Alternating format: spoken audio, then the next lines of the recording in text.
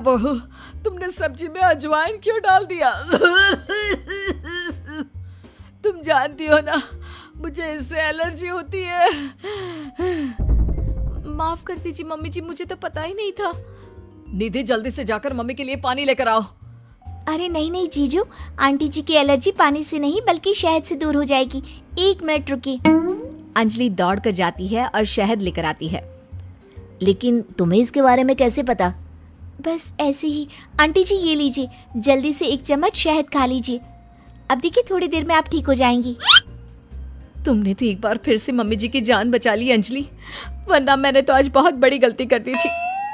Thank you Anjali बेटा, तुम तो वाकई में बहुत अच्छी लड़की हो, सबकी मदद भी करती हो और तुम्हें तो कितनी अच्छी नॉलेज है कि एलर्जी होने पर क्या खाना चाहिए। वाकई में तुम बहुत इंटेलिजेंट लड़की हो Anjali, thank you so much. कुछ दिनों के बाद, भाभी मुझे ऑफिस के लिए देर हो रही है, मेरी एक फाइल है, जरा आप उठाकर रख देना, मैं शाम को आकर आपसे वापस मांग लूंगा। और जरा ध्यान से रखना, बहुत इंपॉर्टेंट फाइल है। ठीक है अमित, मैं आपकी फाइल अच्छे से संभाल कर रखूंगी। अमित के जाने के बाद, देखो अंजलि, ये अमित की ऑफिस की एक बहुत इंपॉर्टेंट फाइल है। मैं जानबूझकर इसे कहीं पर छिपा दूंगी और तुम्हें बता दूंगी कि ये फाइल कहाँ रखी है। बस जैसे ही वो मुझसे फाइल ढूंढने के लिए कहेगा, तुम फाइल झटपट ढूंढ कर ले आना और उसे दे देना। वाह दीदी, मुझे इस घर की बहू बनाने के लिए आप कितनी मेहनत कर रही हैं। शाम के वक्त, भाभी मैंने आपको एक फाइल संभाल कर रखने को दी थी, प्लीज जरा वापस दे दीजिए ना, मुझे एक प्रेजेंटेशन बनाना है। निधि उस फाइल को ढूंढने का नाटक करती है। क्या करूं देवर जी, आपकी फाइल मिल नहीं रही मुझे। अरे भाभी ये आप क्या कह रही हैं? अगर वो फाइल नहीं मिली तो मेरा प्रमोशन नहीं होगा, बहुत इंपॉर्टेंट फाइल है।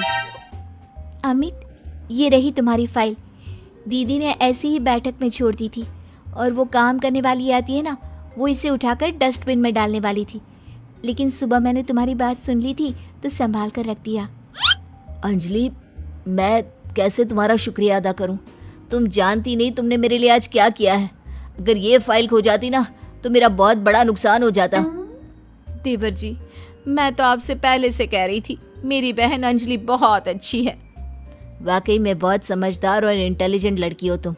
हमारे फैमिली के लिए कितना कुछ कर रही हो, पहले मम्मी को बचा लिया और आज मेरी फाइल।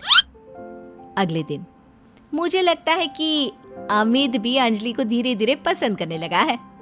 तुमने फिर से वही कहानी कहना शुरू कर दिया। मैंने कहा ना, अंजलि की शादी अमित से हम नहीं करवाना चाहते। देखो बेटा, तुम्हारी बहन बहुत अच्छी है, लेकिन फिर भी मैं अमित के लिए किसी दूसरे घर की लड़की लाना चाहती हूँ।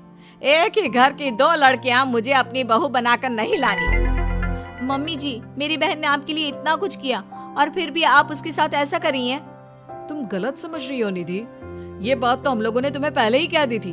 तुम्हारी कोशिशें बेकार है, ऐसा कुछ नहीं होने वाला निधि। देखा दीदी, तुम्हारे सब कुछ करने के बाद भी तुम्हारे ससुराल वाले मुझे इस घर की बहू बनाने के लिए तैयार नहीं है। लगता है अब एक आखिरी खेल खेलना पड़ेगा और देखना, उसके बाद सब ठीक हो जाएगा। मजबूरी में मेरी सास को अमित के साथ तुम्हारी शादी करवानी पड़ेगी। लेकिन दीदी, अब आप क्या करने वाली हैं? कल रात को जब अमित ऑफिस से देर से लौटेगा तो उसके खाने में बेहोशी की दवा डाल दूंगी। तुम चुपचाप उसके कमरे में उसके बेड पर जाकर लेट जाना, कुछ करने की जरूरत नहीं है, बाकी का सारा काम मैं संभालूंगी। निधि और अंजलि मिलकर अमित को फंसाने का प्लान बनाते हैं। दोनों अमित के खाने में बेहोशी की दवाई डाल देते हैं। भाभी, बड़े जोरों की भूख लगी है। दीदी तो सो गई है, आपके लिए खाना मैं लगा देती हूँ। हाँ हाँ बिल्कुल, वैसे रात काफी हो गई है, तुम सोई क्यों नहीं? मैं तुम्हारा इंतजार कर रही थी, सोचा तुम ऑफिस से लौट कर आओगी, खाना कौन देगा, बस इसीलिए। तुम कितनी अच्छी हो अंजलि, सबका कितना ख्याल रखती हो। थोड़ी देर के बाद खाना खाकर अमित गहरी नींद में सो जाता है और अपने प्लान के हिसाब से अंजलि उसके पास जाकर लेट जाती है।